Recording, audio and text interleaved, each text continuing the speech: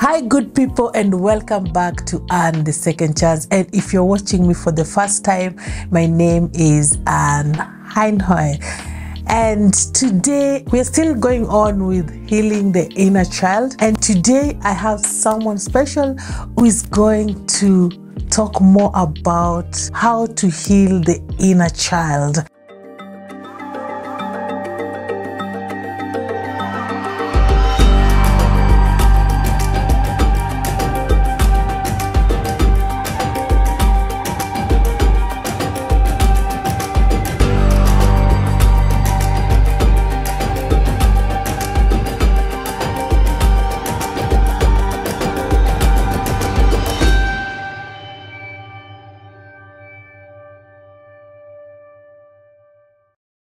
So our special guest is going to introduce herself, and welcome. Thank you. I think I'm not a guest anymore on this channel. Hi guys, for those who don't know me, my name is Victoria Nkatha.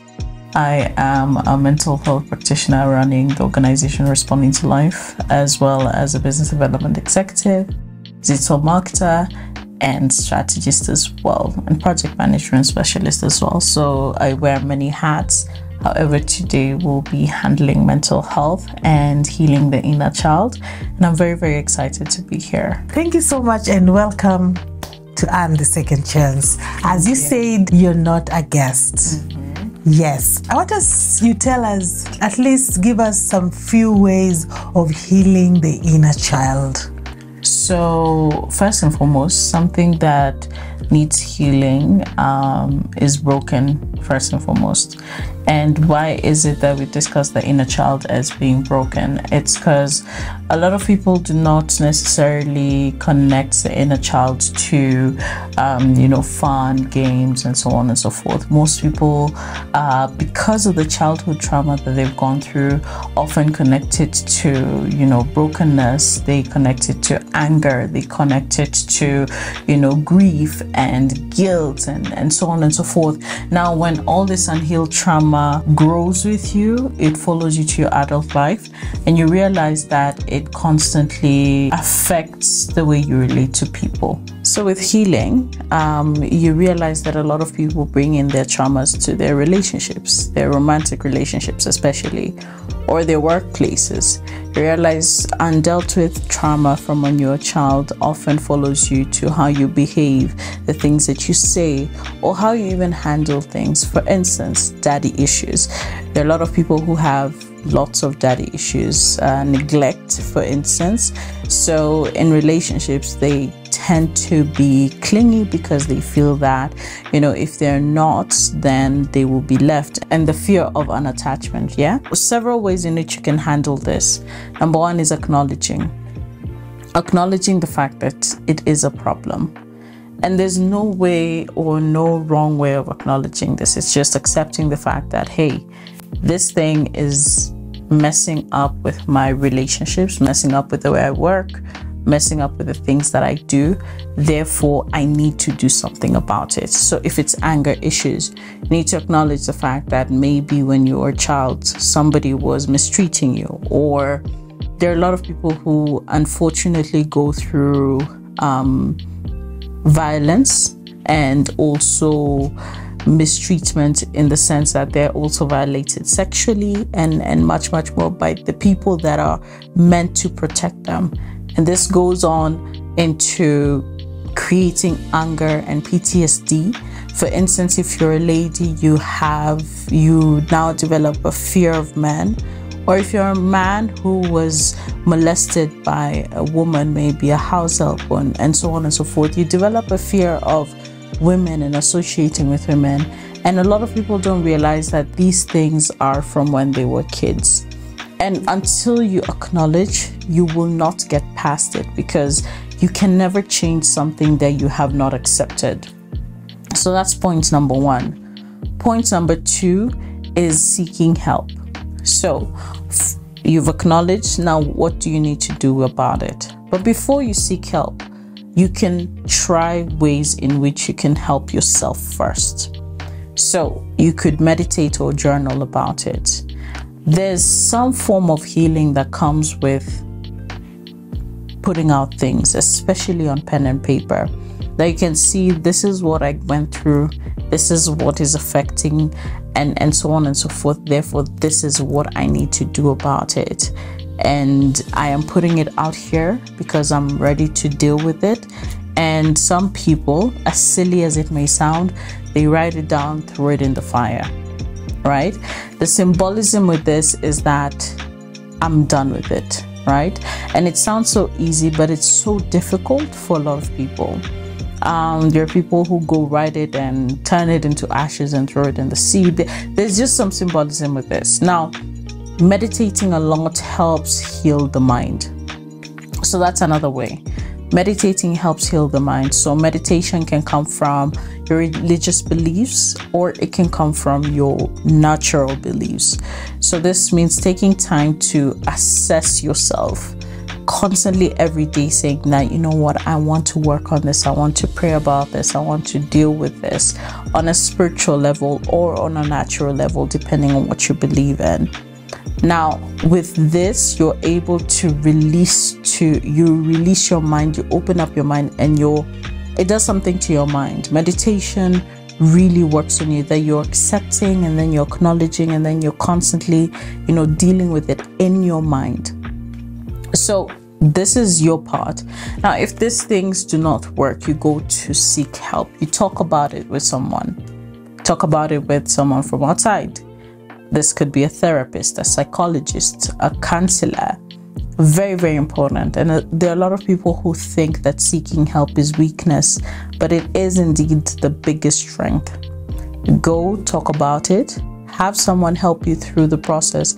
They could give you guiding processes. For example, the people with PTSD, they need to get to a point where, you need to deal with these things. And unfortunately for some, it has to become medical, right? And when it's not medical, there are also some guiding processes that we give individuals so that they can be able to handle the things that are happening. Right? Because there are people who dream dreams, there are people and this also affects their grown, or rather their adulthood.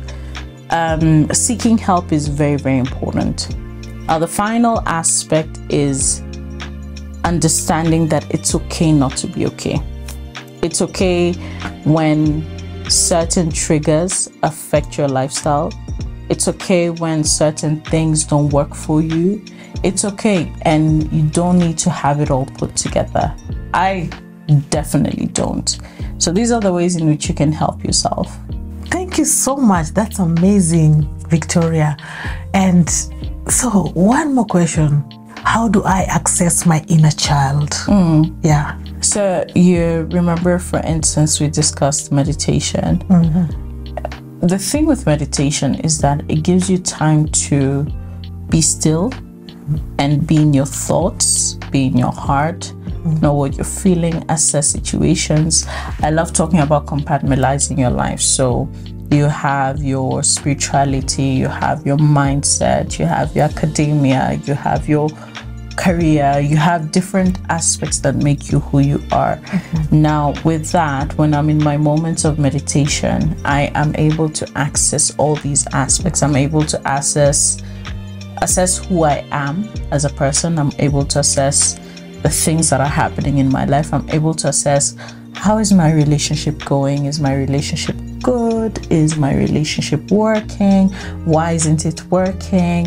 What are the things that I can change? And so on and so forth. Then you realize that you access a different point.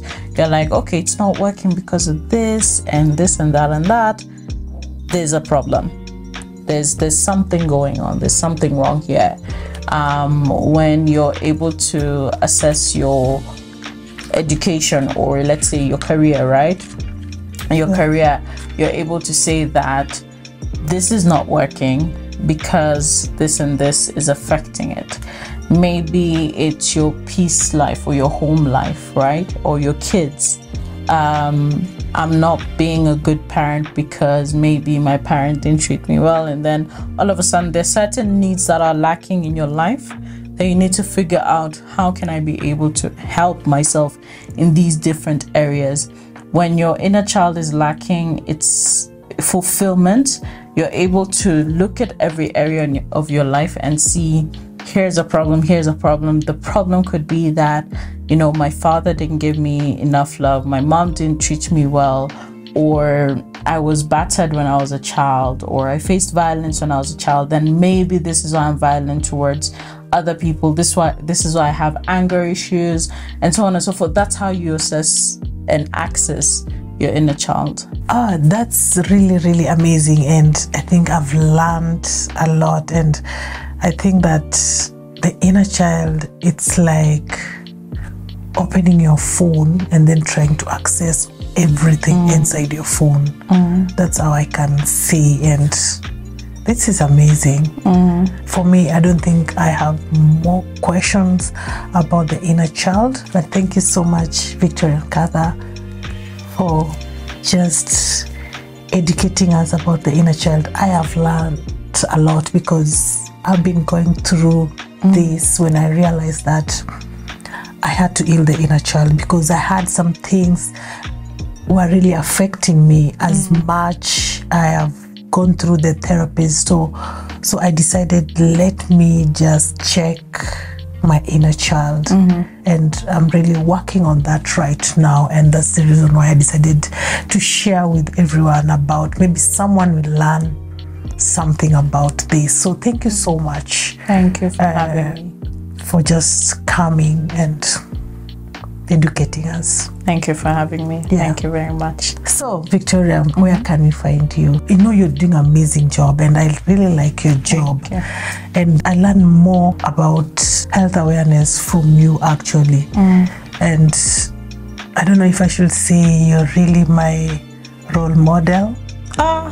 Yes. That's a big one. That's a big. Of course, I am honored. Because I'm learning more. Actually, it's true, because I learn more from you. Thank you, and here I am. I really thank God. I really thank God for knowing you. It's like a gift I got. Yeah. When I met you, since I met you, actually, you're always blessing me with words and a lot of things. This is from my heart. Thank you so much. When someone wants to know you more, maybe this person is going through a lot, where should they find you? They're definitely not gonna know me like you, but anyway. But you can find me on all social platforms. My name is Victoria Nkatha, and I'm sure because of how active I am, if you just search Victoria Nkatha, Twitter, Instagram, Facebook, you'll just find me. Also the organization, because Victoria Nkatha is more of my personal work, my career, and so on and so forth. However, for our mental health work, you can find us on Respond to Life _ at the end. So it's Respond to Life everywhere on Twitter, Facebook, Instagram, Respond to Life _ So that's how you can find us. Thank you. So guys, you know where to find Victoria Nkatha, but she is my friend. Yes. So thank you so much, guys, for watching And the Second Chance. And always remember to share, subscribe, like, tell a friend.